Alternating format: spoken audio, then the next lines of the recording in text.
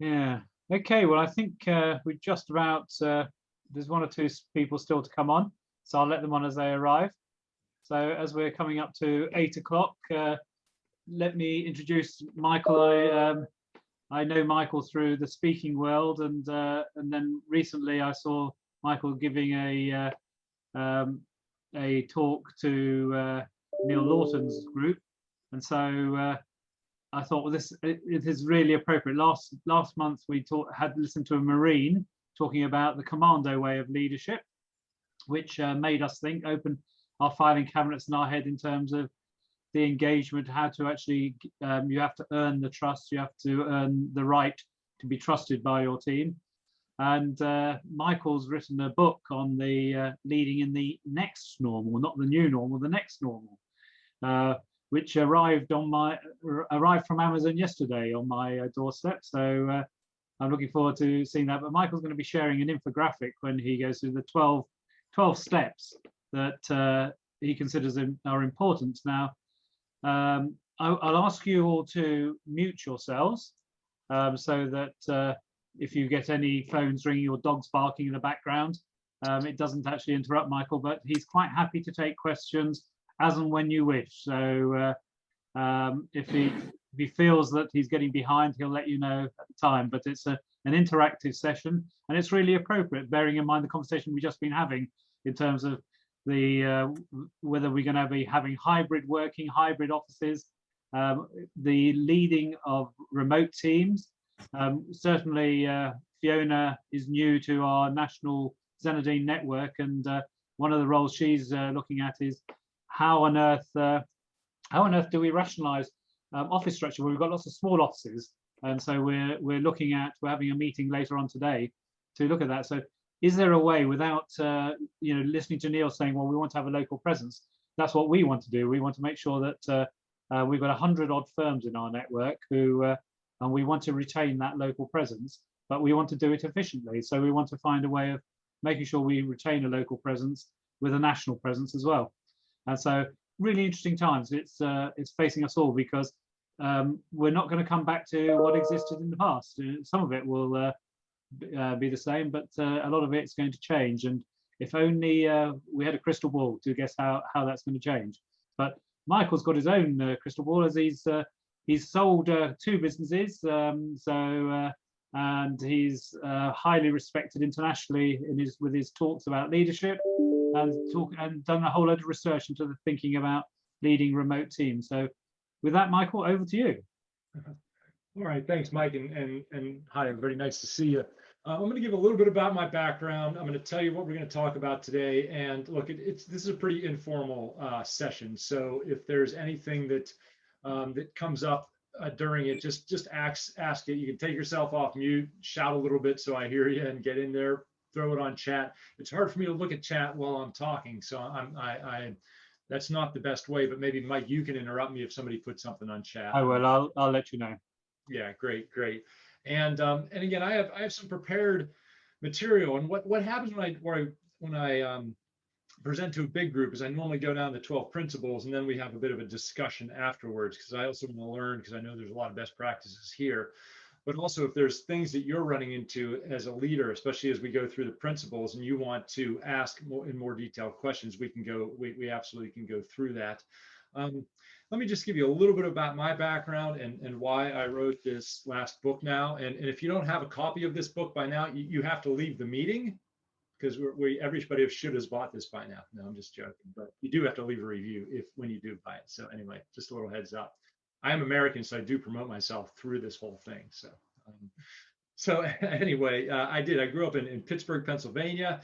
I'd say it's sort of like the Liverpool of America. You know, it's blue collar, it rains a lot, and we got a really, really good football team, the Pittsburgh Steelers. It's American football, so it's the real football. Just joking, everybody, just joking, Brits. All right. And like I mentioned before earlier on this, I do live in the UK now. So my household, just like everybody else's household, is talking about the Oprah interview a day or two ago. So, but I did watch The Crown yesterday for the first time, so I'm officially able to call myself a resident. But anyway, I started out as a programmer, and I worked my way up the corporate ladder, I worked for an organization I moved to California. Actually, I grew up in Pittsburgh, which is on the East Coast, near New York. And, it's an okay city. It's about 1 million people. And after I graduated from university, I got like I had my MBA. I thought I was really hot to trot, and I ended up looking for a job and I couldn't find one. So I finally got one on like the bottom of the IT pole. Like I was the person that would crawl under your desk and fix your printers, make sure all the wires were connected. And I hated it because I was working tons of hours and not getting paid much. And I had a cousin in California, and I'm 22, 23, and he calls me up. He's like, "Hey, how's it going out there?" I'm like, "Yeah, it's okay. I really don't like my job, but other than that, it's okay." And he goes, "Well, if you have a crappy job, why don't I have a crappy job in California?" I said, "Wow, there's a lot of logic to that." So I just packed up all my stuff and drove across the country and got to California. And I got a job in computer software then, ERP, so Microsoft Dynamics and SAP, so accounting and manufacturing software. And the company I was with after a couple of years got acquired. They moved me to London and then Copenhagen because it was Danish based. And I got a lot of great, over that 10, 15 years, I got a lot of great experience. Then I moved to Singapore, was in charge of Southeast Asia. And then I moved back to California, saw a gap in the marketplace and started my first company. And I was a good technical person. I got to learn. I did some marketing and sales. I was a good business person. I understood the industry, and I was a good manager. And there was a gap in the marketplace. So we grew really quickly over a very short period of time. And next thing you know, I have a real staff. I have a real company. I didn't even really start out to do it. It's just that there was some demand. And then I also realized that I was not a good leader. Again, I understood business but I thought my concept of leadership was I would just get a bunch of to-dos in, give them out to everybody. And if they didn't get them done as fast or as well as I thought that they should, I would just get frustrated and get angry. And obviously that didn't go over well. And people started looking to me for more like culture and vision and purpose. And I sort of knew some of those things intellectually, but I just didn't know how to integrate them into my organization. And the larger we got, the more my lack of leadership got to be an issue for the business, for me mentally and emotionally, and really it really was holding us back. And there's a long dramatic story about me hitting my low point. It has to do with divorce, substance abuse, my business partner assaulting me, restraining orders, and a really nasty business lawsuit. But we don't have time for that. So if you want the long dramatic story, you got to wait for the Netflix special, because now I'm going to fast forward and just get to what I wanted to talk about. But here I am, and I own this company. And actually, one time I owned 3 software companies. I founded 3 software companies. One was in Singapore because I used to live out there. And I realized I wasn't a good leader. And I'm like, look, to reach my goals, I got to figure this thing out. So I got amazing coaches. I got trained by the best in the business. I also went and I earned a master's in spiritual psychology. When I talk about spiritual psychology, it's nothing to do with religion. We learned 8 different psychoanalysis techniques, but we learned it from a place of pure compassion. And so, we take the assumption that every person in there, we look at people like living human beings, not like problems that need to be fixed. And so we learn to apply these psychoanalysis techniques from a place of pure humanitarianism, from a place of pure compassion. And the funny thing is, out of everything that I learned, when I started applying what I learned there to my businesses, first when I started applying what I learned there to my personal life changed 180 degrees for the better. And then when I started applying what I learned there to my businesses started to thrive. I mean, we were on the Inc. 5000 list a couple of years in a row. We were voted the #1 best place to work, and I was Social Entrepreneur of the Year. And that was on the outside, but on the inside, it was like I was finally getting comfortable with myself. And you said the lady, for example, last meeting talked about commando leadership, where you have to earn the respect of people to have some of these conversations, hold them. And I think to do that, when you really get comfortable with yourself, you can do that because you can truly connect to people. You truly care about people. You have that empathy, and you start setting clear, healthy boundaries, for example. And I find a lot of leadership people talk about authenticity and vulnerability, but I find that those are results of, I find that until you start to get secure with yourself, you know who you are, it's hard to be authentic. It's hard to tell somebody who's maybe insecure or feeling like a fraud to be authentic and vulnerable, because that really doesn't work. And so I really enjoy understanding what makes people tick. So both the leader and the team. And then what happened is some other business owners in California saw what I went through personally, the transformation I went through in my businesses, and they started asking me basically to coach and train them. And I'm like, hey, I sort of like this. And I'm like, hey, I just did 20 years in accounting software, and it might be time for something different. And you're probably thinking, accounting software, when you mix accounting and software, that's the two sexiest topics in the world. How could you ever improve on an accounting software career? I'm like, I know I was a bit of a rock star in that industry, but it's like it was time to do something new. So and now what I do is I have the psychology background. I also went and earned a certificate in neuroscience, and I really work with leaders and teams on the mindset of leadership, because I think leadership is mostly a mind game. And not talking about management, I'm talking about leadership. It's really about having, the courage to have the difficult conversations. It's about moving out of that imposter syndrome and feeling like a fraud into this natural, quiet confidence, and giving your team, for example, hope and direction, even like we saw in March 2020 when things are very difficult. And so Stanford University has brought me in to work with their startup ecosystem. PwC has me work with the business owners, high potential clients. Salesforce, Uber, Microsoft has all brought me in to level up their leaders. And I realized when this happened in March 2020, when all this craziness was happening, I always want to meet first of all, I do what I do because leadership was such a difficult journey for me, and I see other people. There's so many things that I learned about psychology and neuroscience that I can teach people now to really make great gains in a short period of time. And I really believe by helping leaders, we really touch the lives of so many other people. So my purpose in life is really to raise the consciousness of the leaders, because they raise the consciousness of everybody else around them. So when March 2020 came around, I said, hey, people are going through a lot. How can I best be of service to everybody? And to the leaders out there that I serve. And I looked at my career, and I worked for a North American-based software company during 9/11. So you talk about crises and I don't know if you remember, I know it happened over here in Europe, but especially happened in North America. I mean, business just stopped.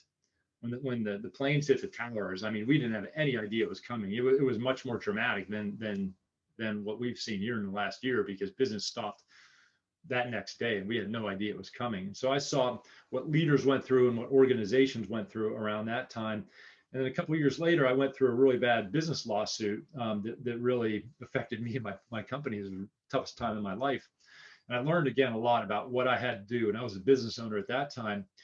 And so when the Great Recession came along, I knew what to do personally and as a business to prepare myself for that. And so we actually doubled in revenue and doubled in profit over those times, because I made the way I showed up as a leader with that resilience, with with the communication of my team, getting people on board in a difficult time, and I made those quick, difficult decisions quickly, as well as some organizational things. We were able to make the best of a bad situation.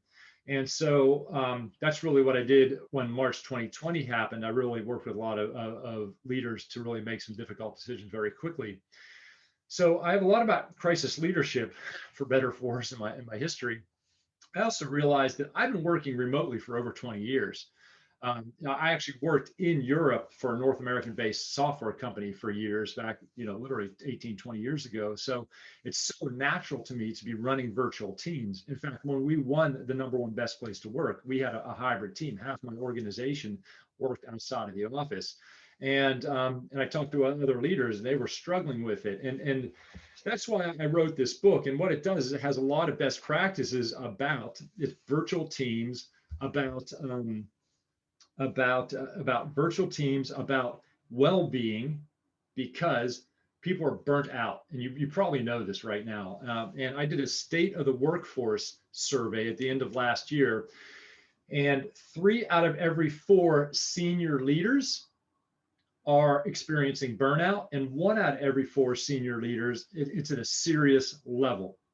And the problem is, once you get the burnout, and we'll talk a little bit more about that, you have problems because that person has to take weeks or months off, and it really destroys your culture. I mean, you can imagine being in a team, in a senior leadership team, and one or two people drop out because they have to, they just have nervous breakdowns type of things. What does that say to the rest of your team about how your company and you as a leader teach them? So, there's a lot that I teach in the book, and actually I just did an online course of high performing virtual teams about how to spot that, and then about what to do with that once you do have that information. So it's about virtual meetings. It's about the well-being. It's about creating an agile team, because in software, we really had to do a lot of change enablement to our teams, and so that's why I wrote the book, to really give everybody some of the knowledge that I have over my career. And then also what I did is around July of last year, I did a meta-analysis with Dr. Nick Quinn from University of Glasgow, and we studied 12 different studies that Harvard, Bain, McKinsey did over the years of how to be one of the winners coming out of a downturn. So, for example, Harvard and Bain, these other organizations studied like the Great Recession, they studied 9/11, they studied even back to the Great Depression, of when companies were in an industry, the couple companies that really had better performance, what moves did they make? And so that's really what I share in the book, and I'm here to share a couple of principles around that. So does that work? Does that give a little bit of my background and why I wrote the book? And again, pop any questions in, but I'm going to share my screen, and just to get an idea of all right, Mike, David, Nadine, Judy, do you see that? Do you see my screen okay?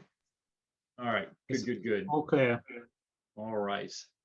Now, this is what I have. This is my little, that's my next book. Don't look at that. All right. So this is the little infographic. And I just use this. Some of us are visual learners, just nice, as much as I like looking at myself in my Zoom screen, sometimes it's nice to look at something else here. But here we have the next the 12 principles that I have, leading in the next normal. And it's funny because I was going to name it leading in the new normal. And one of my marketing friends, she owns a marketing company. She's like, look, we're in the new normal already. You don't want this to be obsolete. So she she said, call it the next normal, because we're going normal after normal, it seems right now. And so I thought that was some good input, because I think we are in a state of change that I don't think is going to go away anytime soon. So I hope the vaccines work, and maybe we'll be back to quote unquote normal, pre-pandemic normal in a couple months or a year. But I don't think that's the case. I think we gotta dig in and really get used to this for the long term, or maybe just change. We used to think, the funny thing is, we used to think we dealt with a lot of change before March 2020, but then we found out we could deal with a lot more change, didn't we? And I've seen very, very entrenched organizations make change very quickly, and it really shows us that when you really have the intention, you can make changes. I've seen governments, I've seen educational organizations, universities and stuff, make massive changes in literally a matter of days. So it really, I think, they're out of every crisis, we learn a lot. And one thing I've learned is, when you really want to, you can make it, makes these changes. But if we start at principle number one, is you can't sprint a marathon. So, what happened is, I say there was three main phases to this. The first phase was like a street fight. So March 2020 happened. Organizations, business owners, board of directors had to make, in literally a matter of a couple of days, when lockdown happened, had to make really massive decisions on furloughing people, closing operations, et cetera, making sure they have cash flow to live the next couple of weeks and couple months. And that was what I call like a street fight, because you literally had to make all these quick decisions just to stay alive. So we got through that. Obviously, organizations made these difficult decisions. Leaders made these difficult decisions. Most leaders, that week or two was maybe the most difficult time they ever went through in their whole career, because they had to make maybe massive layoffs, put people on furloughs, close down places, and all of a sudden with very, very limited information. And the funny thing is, if you remember back to 2020, sometimes we don't remember that, we didn't know what was going to happen. And then once we got out of that, we thought it was going to be over in July. So here we are in April 2020. We go, okay, let's buckle down for a couple of months. How's the cash flow? Can it last us 4 months? Okay, then we'll be fine. That's what was going through all of our minds, based on the limited info we had. And then I say, so if phase one was like a street fight, phase two is like a sprint. So it's like, okay, hey, we're going to pivot. We're going to, close down our restaurant. We're going to do takeout, or, whatever it is. We're going to do this new business lines, or put our focus here, because, just to bring in some cash flow, keep everybody busy, whatever it is. So everybody had their pivots and everybody had their sprints that we were going to do until July. Well, here it is in, March, almost a year later, and often we're still sprinting. We're still having this mindset of pivot, do all these things. People have been working out of fear that they're going to lose their job, fear that the organization is going to go out of business, fear of the industry. And it's not a good thing to run on fear for an extended period of time. We're not built to do that. And so people are exhausted. Absolutely. And almost every leader I talk to, here's what I get. They say that the leaders say, oh, I know my team is exhausted. I don't exactly know what to do about it. I'm trying to do this. We have a quiz night, we do blah, blah, blah, we do like a catch up here, but it's like, I don't know. I don't know exactly how to spot burnout.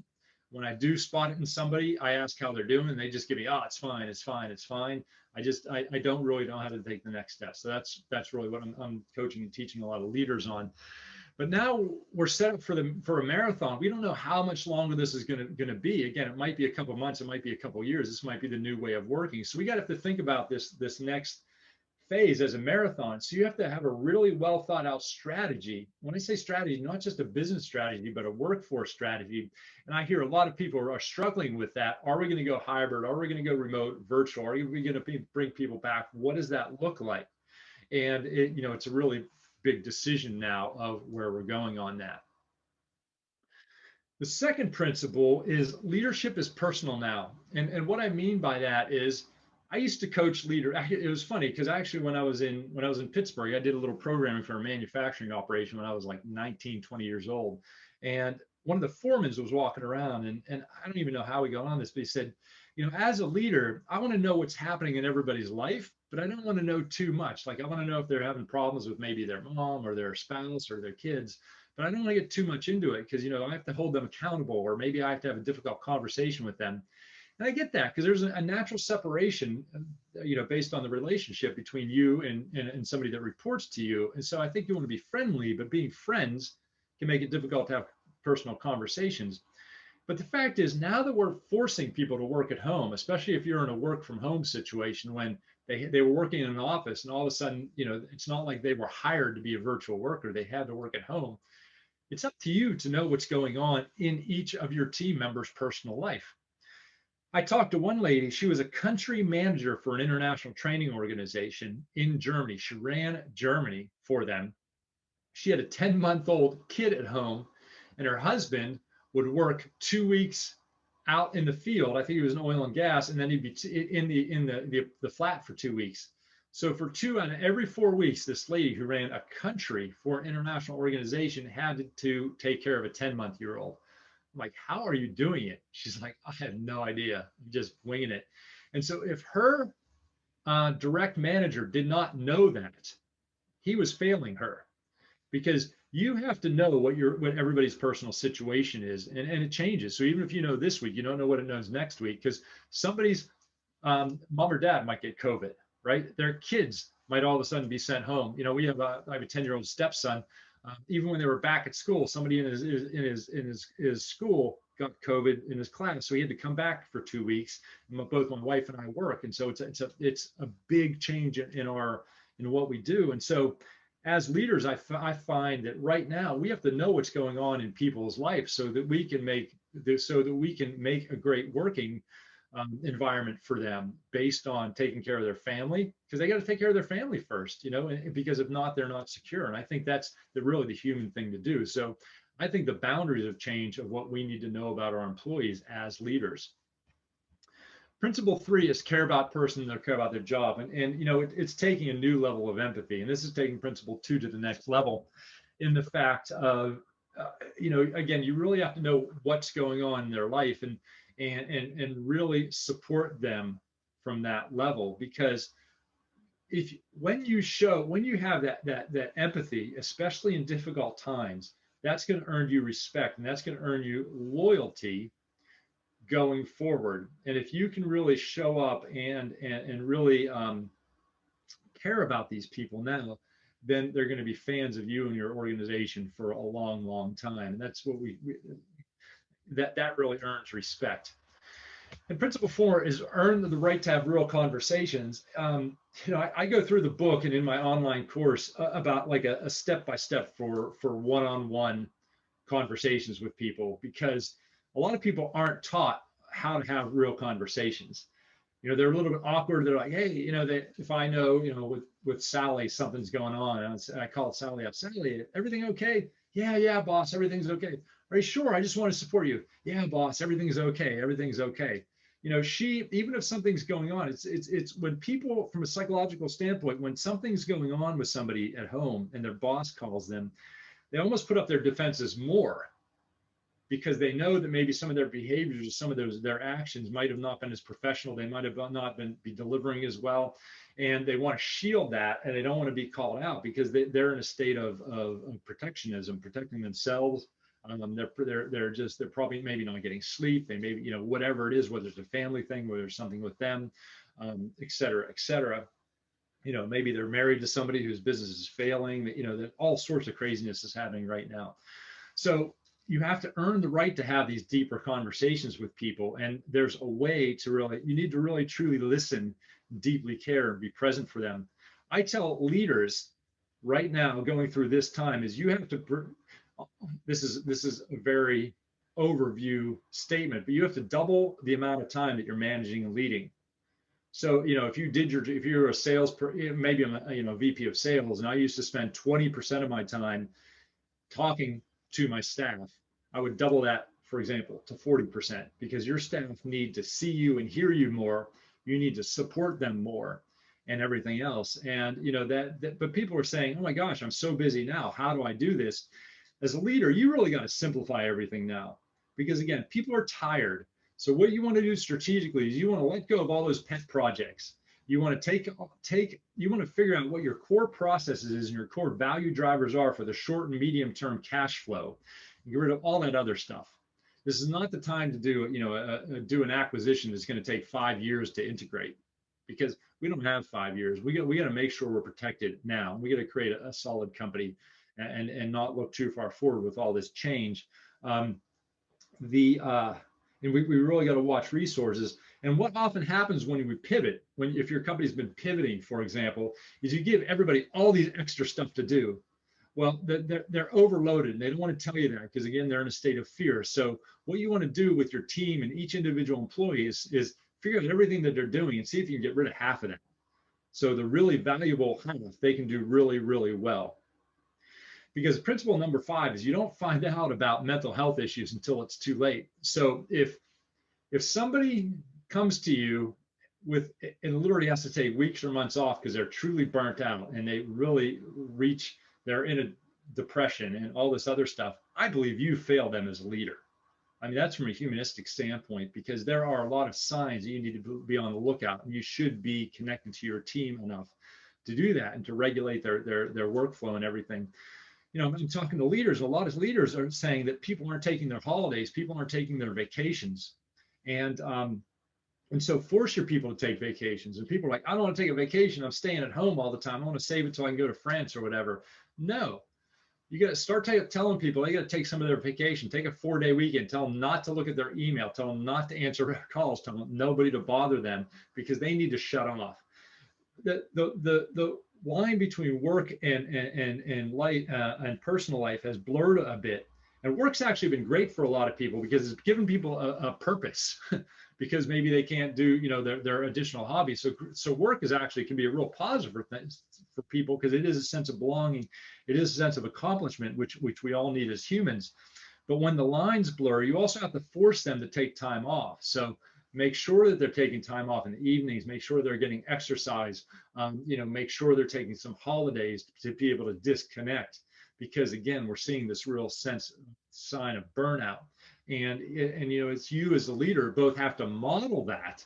So don't be one of these martyrs that give to their team, and then you burn out, and then you're in a bad mood, and then you're not taking your holidays, and you're working 12 hours. You have to simplify your life too, and do the same thing. You have to lead by example, because if you are in a difficult position, you can't truly be your best leader and manager for your team. Run tight meetings, period. I could talk for hours on running virtual meetings. But some people are, there's so much about meetings and online meetings, and start your meetings on time, shorten your meetings. Look at all the meetings that you have on your calendar, and I challenge you just to cut all of them in half. Everybody wants to run an hour meeting. I hate hour meetings because they always take an hour, but they should take probably 18 minutes to 24 minutes. So, start, doing, 15-minute meetings, 25-minute meetings, 40-minute meetings, cut your time down. When you do meetings, have, again, I talk about in the book and the things, you can have what's called a meeting charter. Like, is a video acceptable or not acceptable? Should everybody be on video or not? Does everybody have good technology for their video? Does everybody know what it looks like to be on video and what they look like? There's a lot of, I tell people to tighten up meetings and run less meetings and run them more effectively, because so many people have back-to-back Zoom or team meetings every day. They're just burnt out. And there's a lot of best practices you can put in meetings to really free up a lot of people's time and make them more effective. And that really helps a lot with morale, so they don't have to sit through these really boring long meetings. But also, how are you showing up in your meeting? Because I also tell people, they're like, oh, I'm not getting engagement in my meetings. I'm like, the energy that you start your meeting with is going to be the energy that the rest of the meeting goes. So listen to watch your body language and listen to yourself in the first 30 seconds or minute of your meeting. And so are you modeling the energy that you want for the rest of your meeting? Are you like, all right, everybody, are we ready to start our weekly status meeting? When you're ready, do you want to start? Yeah, I wouldn't be engaged in your meeting either. I'd be checking email when you're doing your meeting. So are you modeling what you want in your meeting? And are you and actually in the online course, I had Jackie Berry come in, and she did like a 45-minute thing on icebreakers and engagement techniques of meetings. And so think about other things. Google it, sign up for the course, or whatever you need to do to really add some, get engagement in your meetings. It's up to you. If you're the leader, you have to take ownership for getting engagement in your meetings. It's not their fault, it's your fault. So start taking ownership, tighten up your meetings and make them engaging, and get through and really make them more effective. Empowered accountability leads to a strong culture. I'm going to tell everybody this: you can get as good, if not better, performance in a virtual team than you can in the office. And if you have your head problems getting your head around that, that's because anything you can do in the office, I can do in a virtual team. It may look different, and I might have to put more effort and be more intentional about it. But people are like, well, how do you get people having the water cooler conversations? Well, maybe what you do is twice a week, you have somebody matched up with another random person, and you buy everybody lunch, and they have a virtual lunch with somebody, and you have like lunch sent in, so that if I'm working virtually, I get set up with a random other person in the organization. We have a half an hour, 45-minute lunch together, and I get 45 minutes to talk to somebody I never potentially talked to twice a week. Well, there, I just created a system for cross collaboration, and boom, and it's creating a little bit of fun in developing relationships in my organization. So anything that you can do in the office, you can do virtually. And you really want to empower people and start holding people accountable. And there's a whole bunch about accountability. I could talk for literally days about accountability. But if people aren't being accountable, if you're not getting that performance out of your team, there's an issue with the processes that you have. There's an issue with how you hold them accountable. There's an issue with communication. There's an issue with your feedback loops. So you can trace down where that is and put it in best practices. Will transform the accountability, the engagement, and the performance of your team. And that's like principle 8. Can I butt in there, Michael, and just say, yeah. When we've had leadership discussions in the past, accountability comes up so often. So it's reassuring when you are saying that. But the the question is what is the best way of making people accountable? So you can say, well, okay, look, you can give them objectives, but people hold their hands up, say, yeah, I'm prepared to take that responsibility, but how would you make them, how's the best way of making them accountable in the current environment? All right, I'm gonna give you a very tactical thing you can start tomorrow on how to do this, right? So say we're having a meeting, we're doing our weekly status meeting, and here I got, okay, and I just can see a couple people, so I'm going to use your name. Okay, Mike, you said you're going to do this by next week, and so I type it up on a Google sheet so we can all see it. David Wise, you're going to do this. When are you going to do this? By next week. Nadine, you're going to do this by next week. Jude, you're going to do this by next week. Okay, at the end of the meeting, I'm going to make sure, I'm going to say, is everybody know what they're going to do? Can everybody get this done by next week? And everybody's going to go, yeah, I can get this done by next week. So at the end of the meeting, I email that to everybody. So everybody has that. So we're absolutely clear about what's going to get next week. Next week's status meeting, first thing I do is I pull up that list. I'm like, okay, who's first? Mike, give me your status on what you did. And okay, Mike, you got it done. David, you give your status. I didn't get it done. Oh, why? I didn't get it. Yeah. Oh, okay. And then I might put like a big red mark through it. Okay. Well, David, let's circle back and we do next week. Nadine, what did you do? Oh, you got it done. So I have people self-report whether they got their stuff done or not. And nobody wants to stand up in front of all their peers. When I say stand up, it's a virtual stand up and self-report that they didn't get things done. And I'm not being the jerk, right? I'm saying, oh, this is what you promised. Can you let us know whether you did it or not? And there's massive peer pressure there. And when people start dropping the ball 2-3 weeks in a row, everybody knows it. And I find I know that's very tactical, but it takes all the pressure off me as a leader. All I'm doing is just facilitating. And there. So does that help, Mike? Give you a little tactic that might work? Yep, thank you very much. Can I ask a question on that? Because I had that exact incident last week where we'd agreed to do something by a certain date, and 3 of my team members, the key 3, came to the meeting and hadn't done what they were supposed to do. So how would you deal with that? Do you just say, okay, well, let's just agree another date, or do you actually not discipline them, but do you actually have a meeting with them and just talk it through? How do you deal with it if they don't do it?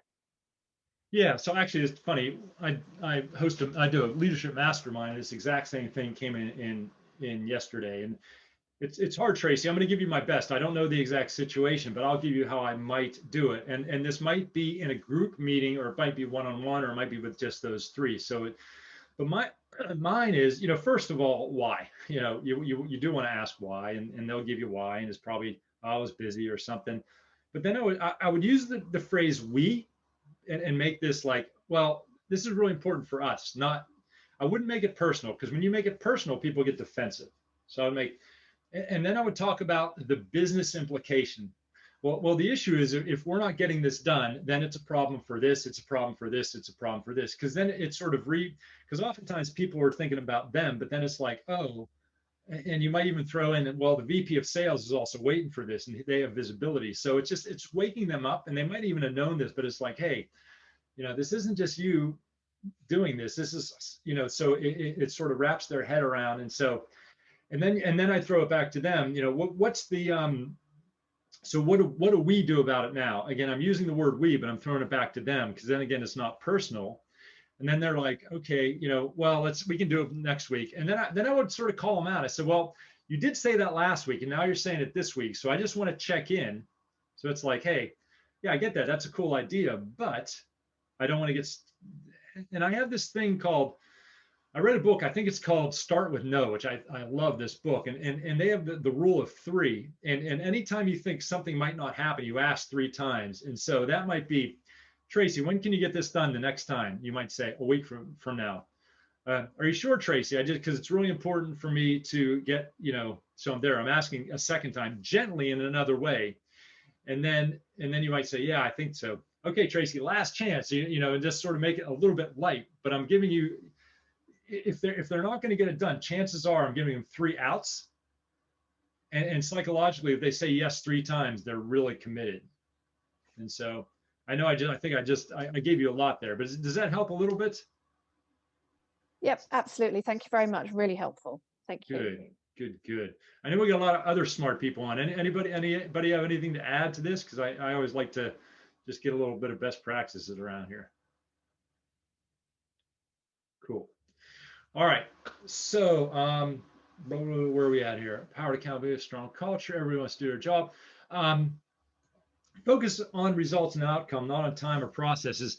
This is one thing I get people that are used to an office. All of a sudden, their team is remote, and they're like, I don't know what everybody's doing all day. I don't know what everybody's doing all day. And I'm like, please tell me you didn't tell your staff to send you a list of everything they did the prior day in an email. And they're always like, I asked them to do that. I'm like, all right, micromanager, release some of this freaking control and let them do their job. And I know it's a funny thing, because when you can't see them, you're like, oh my God, are they playing Minecraft all day? Are they watching Netflix all day? I don't know how many hours they're working. Who cares, dude? Who cares? Are they getting their stuff done? Are they performing? Are they showing up to meetings? Is there video on? Are they engaging? If they're doing that, I could care less.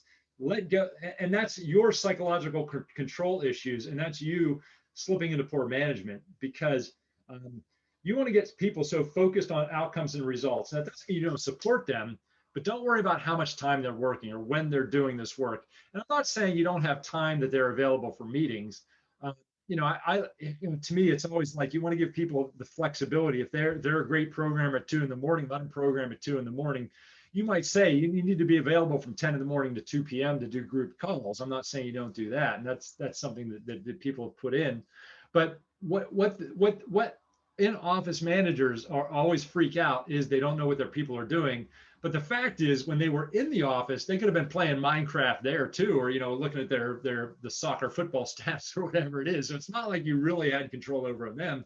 It's just this perceived control. So let go of this need you have to know what they're doing all the time. You can still have check-ins and you can still have weekly meetings. I love a daily stand-up. We call it the daily huddle in the States, and I'm a Vern Harnish fan who wrote Scaling Up. But we used to have in my organization at what time was it? 8:47 in the morning. It would ring. We had this thing that would ring everybody's phone, and so you would just click. You'd know it's coming. You click a button, and then it would connect us all to a conference call.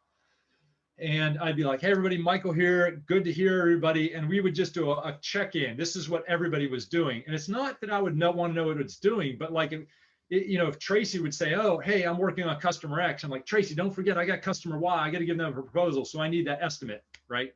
And it would just be a way for, first of all, for everybody to hear each other's voice. So it really kept a remote and hybrid team connected to each other.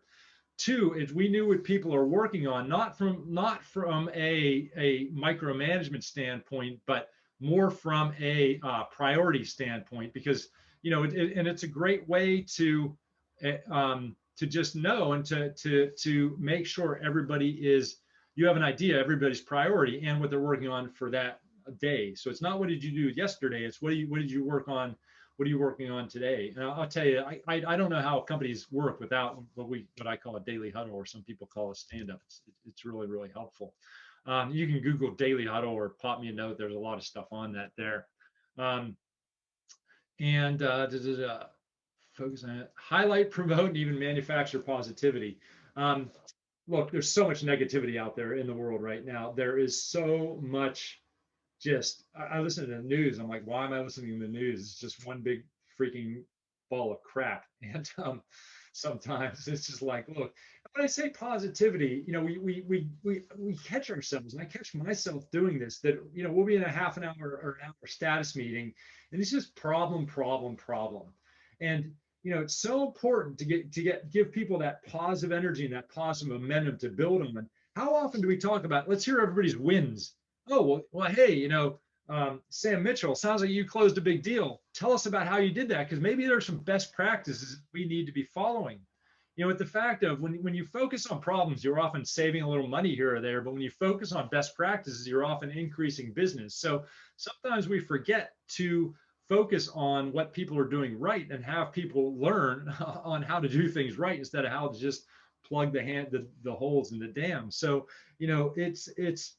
and call people out for doing things right, and just find ways to put that in your meetings. Your meetings shouldn't just be let's hit problem. Let's see what we're doing. And we talk about resilience. I talk about the 9 factors of the resilience is, you got to be careful, because when when your meeting's all solving these problems and you're still, achieving your goals and your KPIs, you got to remember these problems are irrelevant because you're on track. And so, people want to work on a winning team, and people work so much harder when they're on a winning team, because they want to be the winners and they want to be the victors. And if listening to you, it sounds like everything's going to hell, people just give up. So it's really up to you. You really want to show that positivity and bring that in. It's more fun, and people, they've studies have shown people are in an optimistic mindset. They have more energy, they're more creative, etc. When I talk about unwavering pragmatic optimism fuels the rest of the strategy, and I don't want to hear any jokes about me being American or a Yank, because I know we always say everything's great all the time. But the fact is, and this is almost not fair as a leader, you want to be vulnerable. And when I talk about vulnerable, you want to say, you do want to say this, that, hey, a couple of days ago, I was having a tough day, so I took a half Thursday off, or whatever it is, or, I took a couple hours off, right? I took a rest day, so I was just feeling tired. That's great vulnerability. And you do want to say that, because that gives permission for everybody else to be honest about their mental and emotional state as well. And it's really important that you step up and say, because I don't know about everybody on this call, but it's been a roller coaster for me this last year. And I've had down days and down weeks and everything else. So I'm admitting that to you now. And I would, if you're a leader, I would strategically and healthfully admit that to your team. The thing is, whenever you address your team, you do not ever want to be in a low mood. You do not ever want to bring low energy to any of your meetings or your conversations, because people, that energy is transferable. And so if you ever, if you ever are just feeling down about yourself, about the company, don't cancel the meeting, postpone, whatever you do, because if you show up with that low energy one time, people are going to lose hope. They're going to be like, oh, he really doesn't believe in this company. Oh man, he's having a tough time. She really doesn't know what's going on. It's bad. And there's a lot we're not getting from this. And so it's almost not fair that so you want to be vulnerable. You want to be able to talk about it from a healthy place, but you don't ever want to show up there, because that is really going to affect people on a level that sometimes can't be brought back from. And I also talk a lot about, I get asked a lot about, how do you communicate in this when things are going difficult? How do you communicate that to your team and be authentic and vulnerable, but also be optimistic? Look, if something bad happens, if there's a crisis, you want to address the elephant in the room. You want to be really specific about, oh, this is a tough time. We lost so-and-so client. That's going to be tough on us. You want to just get right to the point and address that, and then spend the rest of your time just building up hope and confidence again. Because if there's not hope and there's not confidence, your culture is screwed. And so you want to say, you know what, we did lose this and it's tough, but I'll tell you what, we're going to do this and we're going to do this. And then here's how we're going to bounce back from that. And it may not be easy, but we can do it. And you really need to transfer that, because if you don't have that light at the end of the tunnel, that's when people can really get into a dark place. And the last thing I'll say is, your culture, agility, and people are your long-term advantages. We've seen people with great market share, with great IP, just die over this last year. The fact is, the people that had a great culture, that moved and changed quickly and had the people to do that, are the ones that are thriving right now. And so that is, when you look at your long-term strategy, it should be about, what's your culture going to be? How can we make sure we're going to continue to be agile? And do we have the right people? And are they set up to succeed? Because to me, those are going to be the long-term winners of this next normal. All right, everybody, I think I've been talking for like the last 40 minutes, and again, I'm American, so I do like to hear myself talk, but we got a lot of smart people on here, so I'd love to hear some people's experiences, questions, best practices, what's working, what's not working. We got some cool chats. That's why on our mood board at the front door it says, "I'm always on fire," right on my mic. Who else? Michael, can I ask you a question? It's Fiona here. Yes. I joined about 4 weeks ago, I think it is now, as the chief people person. And it was a great chat. Thank you very much. And I kind of totally agree with with all your principals. We've got a great opportunity because we're kind of over 100 really great firms coming together into one business, and we're kind of developing our culture and our leadership as one business, as well as, you know, we were talking earlier of having the local presence.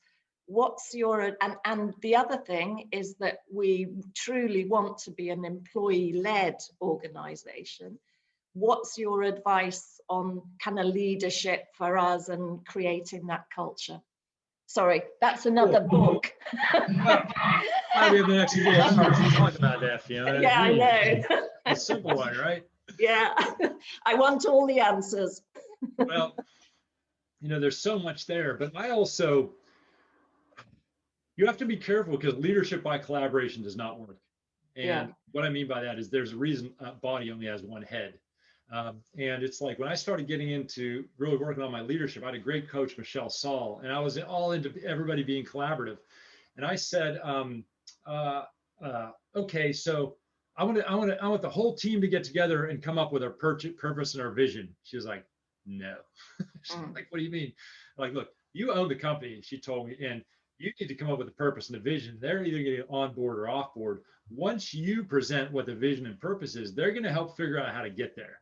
Yeah, yeah. And so, and it's tough because you have all these people buying in. So I would just be clear about what the purpose and the vision is, and make sure people are on board. And you have to have a difficult conversation. They got to be 100% on board. They can't be like, yeah, I'm into this and this, but not this. You know, that's a sign that that's going to be a problem 12 to 24 months down the road. And it's better to have the more difficult conversations now because they get more difficult down the road. And you know, I'm a bit, I think collaboration is so amazing in certain places and horrible other places. And I think it can be overused and underused. So you really got to get clear about what, you know, one thing that I was also taught is for every decision, I think there's there's 4 or 5 different ways a decision can be made. And it's important to tell people how a decision is going to be made beforehand. You know, the first is a command decision. That's like, I'm going to make that decision and everybody just deals with it. And that might be like an acquisition. Like if I own a company, I'm going to acquire somebody. I'm not going to ask anybody. I'm just going to make the acquisition because it would cause too much confusion. The second is consensus. So that might be consultative. So if you're on my senior leadership team, I'm going to ask you your opinion, but I'm still going to make it. So I'm going to get it consulted. Then it's consensus is the third one, and that means it's got to be, you know, 51% on. So it is a consensus. The other is delegate. So I can actually delegate a decision, but it should be important that you get clear about what's going to be those type of decisions, because especially when you get a bunch of business leaders, business owners together, and I would just spend so much time on culture. And it's great that you, I can just tell you have a very good personality for this, Fiona, because you sound warm, but you also sound strong, which you have that good combination. Oh, well, that's good. I'm looking forward to everyone helping me in defining what that future is. You have to have a lot of one-on-one conversations, get them together and challenge them, and, you know, call them out. It's like, well, you're not being a team player. Well, you'll get all this thing. Well, I do things my own way. Well, no, you don't. You joined this company, so you know you're going to have a lot. So was it helpful at all? I know I just. Thank you. I know that was a really large subject, but that's really helpful. I'm interested in Matt's view, because Matt talks about selling and getting great sales teams, and so I noticed quite a few smiles around the panel when you mentioned about micromanagement, and so, you know, it made me think, you know, how often should one, you know, when you're setting your goals and objectives and you're saying you ask people to be accountable, and even if you've gone your three ways of making them accountable, is it advisable to actually just check in and say, how are you doing, and show me what you're doing, get some sort of involvement, and just interested, Matt, if you've got any, before Michael answers that, have you got any views on that side of things in terms of leading virtual teams? I don't know whether it's, I was in a room, I can't remember who the speaker was when I'm talking to Chris, actually. there's one thing that resonates with me time and time again, and it's not in a nasty sense, but one of the challenges that I think many of us have, and I certainly had in the past, probably less so now, is, and somebody said the expression in the room when I was with Chris, is you deserve what you tolerate. And I don't mean that nastily. I just mean what we generally do is we wander around, and this particularly in sales as well. You know, it's sometimes a little bit clearer in sales, but if you ask somebody to do something, they don't do it, and you kind of, and I kind of refrained from commenting at the time, but it's that point that it's like, well, hang on a minute, you know, it's actually, if we don't address it, what we do is we inadvertently, we're saying that's kind of okay, and we kind of put up with it. And then the only person that suffers moving forward thereafter is us, because it eats away at us as much as anything else. The exact phrase, Mike, was you condone what you tolerate. Yeah, very true. Michael, what's your comment on that? Yeah, I totally agree. And I'm just going to pop in the chat my LinkedIn profile, and I also have a leadership group on Facebook if anybody wants to join. I absolutely agree that when it comes to a culture, you have to be a bit of a stickler about what you put up with and what you don't. Something else I wanted to clarify that you brought up, Mike, is I talk about feedback loops. And so I am a big believer in, I think to answer your question another way, the difference between micromanaging and checking in is I'm a big believer in 5 to 10 minute check-ins. And so what that might mean is if I have somebody working on a longer project, I want to do like weekly 5 or 10 minute check-ins to see if they need support and see if they're on track, which is different than what did you work on. I want to see their output. So I don't think I'm giving it. So for example, we talk about accountability and we talk about the difference between micromanagement and support. I had somebody I was coaching, and he had a 3-month project he was giving to one of his reports. And the thing is, when you give somebody a 3-month complex project, you normally do a handover meeting, and then you let them go. And then at about 2.5 months, you check in with them, and then they realize they've been putting it off. And then they forget what they were doing, and then they do a half-assed job, or they try to do it and they do it wrong. And then in three months, everybody's screwed. So what I would do is if I have to give somebody like Fiona a really complex 3-month project, I would spend time telling her about it. And then I would say, well, when can you get 1 out of the 30 things you need done? And she was like, well, a week. I said, well, okay, let's do a check-in in a week and a half. And then I would do a check-in in the week and a half, because what happens psychologically is people procrastinate. And as a leader, if we can get people out of the procrastination cycle by having them do a small amount of work in a short period of time, and then check on their output. So it's like, okay, Fiona, let's go over what you did. Well, you did this right, not this. And then she's like, oh, okay. And then she gets course corrected. And then maybe I do a check-in with her in 3 weeks when she does, another 20% of it. It's such a better account. It's such a better feedback loop than checking in with her 2.5 months when she, I trust her. I know you trust her, but people have the habit of procrastinating. So me as a leader, anytime I give anybody anything, I figure out what's the shortest feedback loop that's going to give me input. And and I put a lot of 5-minute check-ins on my calendar. Hey, let's talk for 5 minutes in 4 days and see where it's at like that. So that's answering a different question than Matt did. But to me, we talk about accountability. That's one thing that comes to my mind. Great. Matt wants to come back on that. So you made a point earlier on, Michael, about we kind of sadly we naturally assume that people are kind of hopping the wag a little bit and not working quite as hard as we'd like them to. Unfortunately that's our default stance. There's a flip side to that as well, is in the fact that if you give somebody a task, particularly in a remote work, and they are absolutely busting their arse all sorts of hours to actually deliver that, out of, as you say, out of fear. And I think that has a negative impact as well. So it's not a, that checking in thing is not necessarily just about, are we getting it done? It's like, I want to make sure that you're not self-destructing as well, because that's not helpful for anyone in the long term. Yeah, no, I think I'd echo that, because I know with some of our team, with some of our managers, I feel I've almost got to protect our managers who are working incredible hours.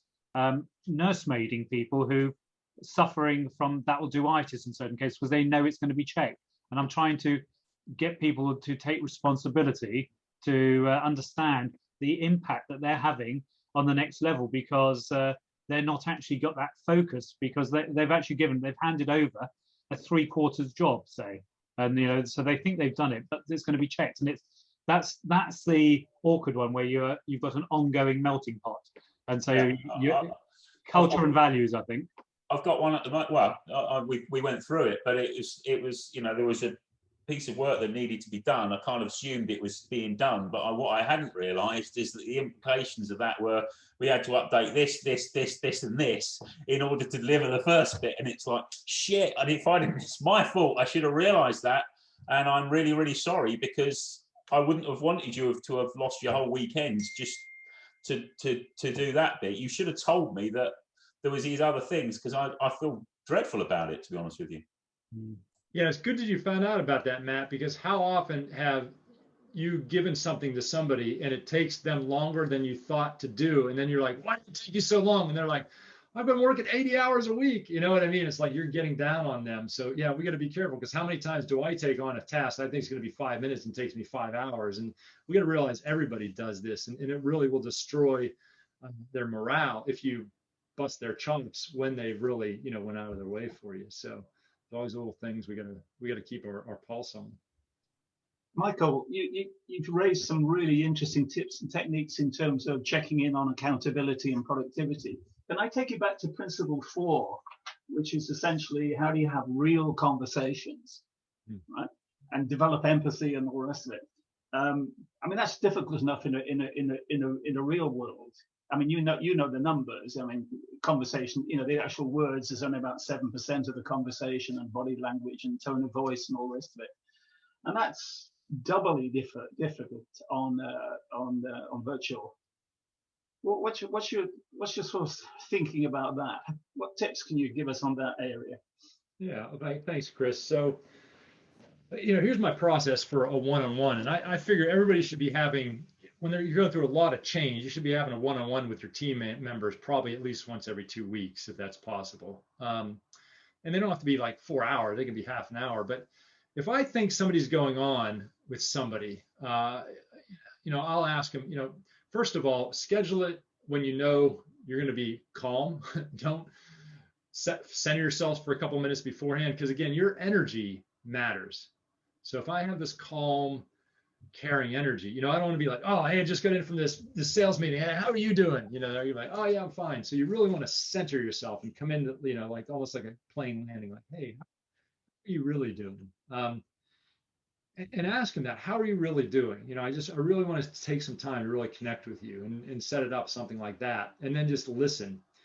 Chances are they're going to say, hey, yeah, I'm doing fine. Everything's good. I'm like, are you sure? I'd call them out a little bit. Are you sure? And just give them a second or two to respond. And if it seems like they have their defenses up, but your intuition saying something's really going on with them, then I would be vulnerable. I would say, you know what? I hear it. It's great. You're fine. For me, I had a tough time a couple of days ago. I was just not feeling well. Pressure got to me. I shouted at my wife. I never do that. And then it just, this is getting to me to be a little bit, really connect with your feelings, be honest and vulnerable. Because when you're vulnerable, then it gives them permission to be vulnerable. And then I would ask them one more time, you sure you're doing okay? And if they would still say yes, then I would have 2 or 3 specific things. And about, you know what, you were late to the last 2 meetings. You're never late. And, it just seems like you're not as engaged. Your video's been off. You sure nothing's going on? And I figure by those times, probably they've opened up. So that's my quick sort of process for getting. That's the 3 questions approaches again, is it? It is mixed with some of my own vulnerability and mixed with some specifics for them really to Okay, hang on to. That's fine. Thank you. Chris, you're good at this. You got any tips for us? No, I can't. Not sure in terms of tips, but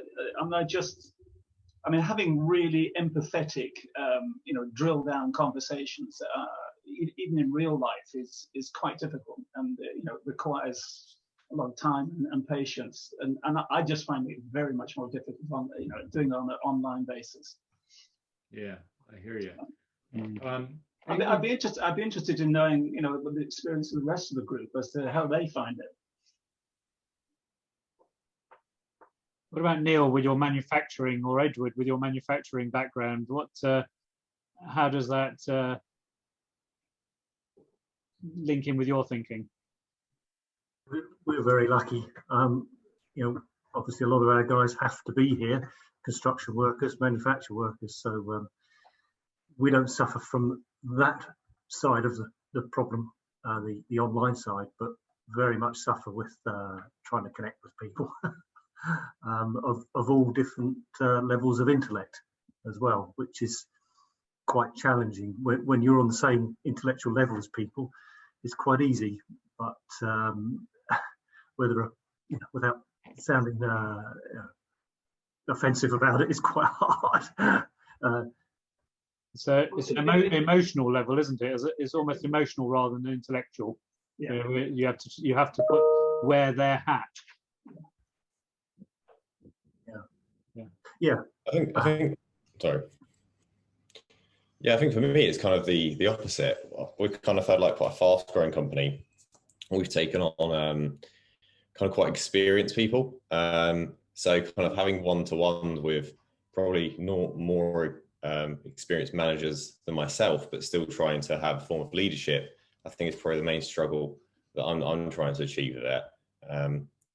Yeah, and I find that quite a strange kind of dynamic to be able to still lead when you've got kind of individuals have 20 odd experience in kind of you know, whatever they may be managing in terms of sales management or production management, and it's kind of, I take more of a kind of team mentality to it. So it's less of a leadership and more of a let's do this as a group, and a more of a coordination attitude. But I think that's just kind of my take. Yep. Anybody else? Michael, I think you raised a great point with preparing for the conversation. I think often leaders just jump in without thinking what their mood is like or what the purpose of the conversation is. Just quickly, something's wrong, let's just get this sorted. But people don't really think about, okay, I need to have the right body language, make sure I'm relaxed so they can relax.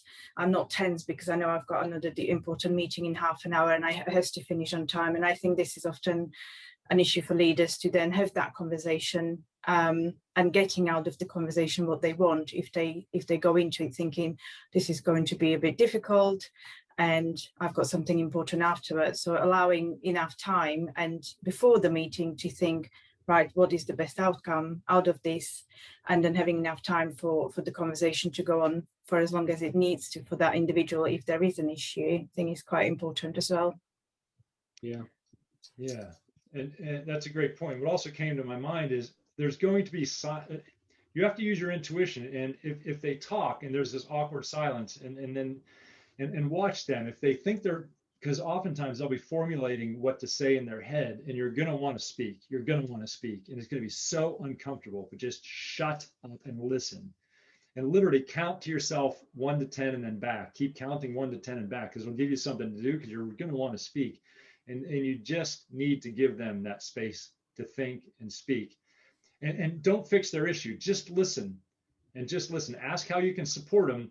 And even if it's a big issue, you might even say, hey, can I think about, do you need anything from me? Can I think about this and get back to you? Because oftentimes we'll feel like we have to end it with like an action item. But just to give you, let the pressure off of you, you might even say, hey, I'd like to just think about, thank you for sharing this with me. I'm just going to think about this and maybe we can catch up again in a week. And that can give you a chance to regroup and put you off, sort of take the pressure off you on a very, but these are profound conversations. I don't know, Mia or Chris or anybody have any other thoughts on that? Yeah. I mean, what you're talking about is let silence do the heavy lifting. The big problem with that is I'm never quite sure whether my internet band has gone down at that point.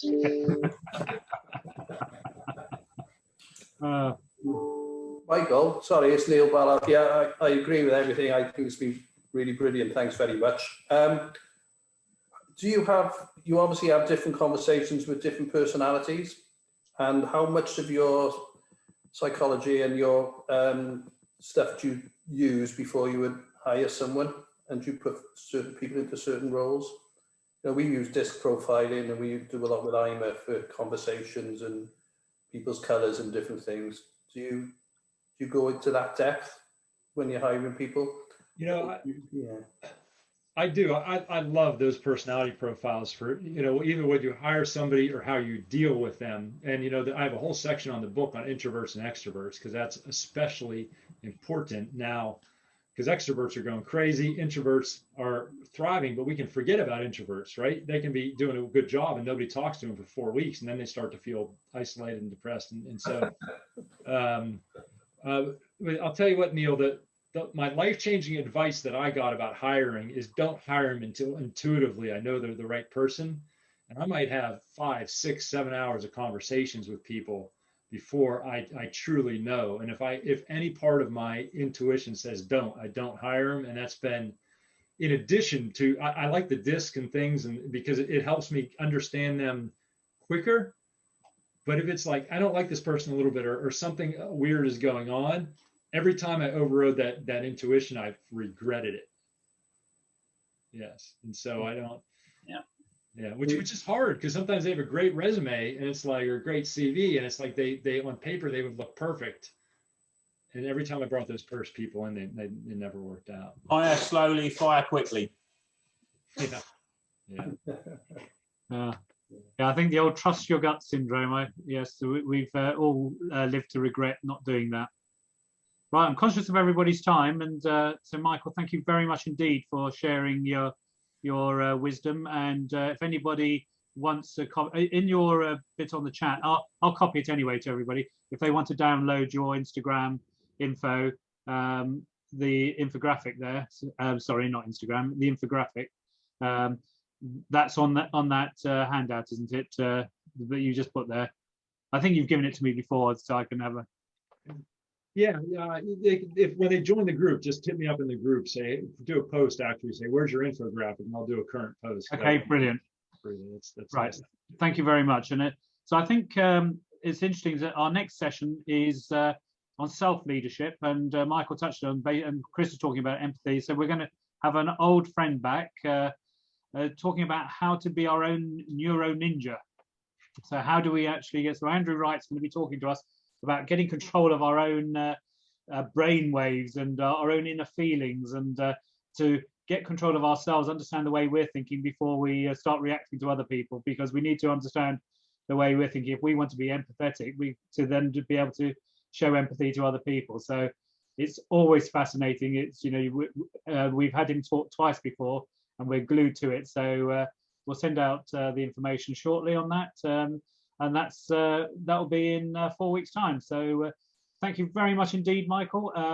And if anybody wants to go onto Michael's LinkedIn profile and recognize the great job he's done, I'm sure Michael will be very pleased to do that. And indeed, anything on Google to recognize what Michael's done, it's great. I think the world is all about people recognizing each other for doing a good job. So Michael, thank you for getting up so early.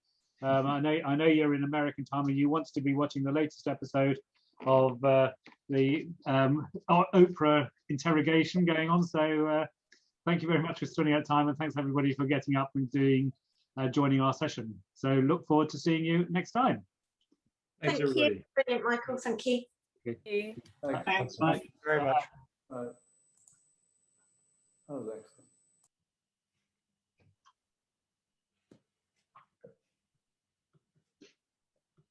Right.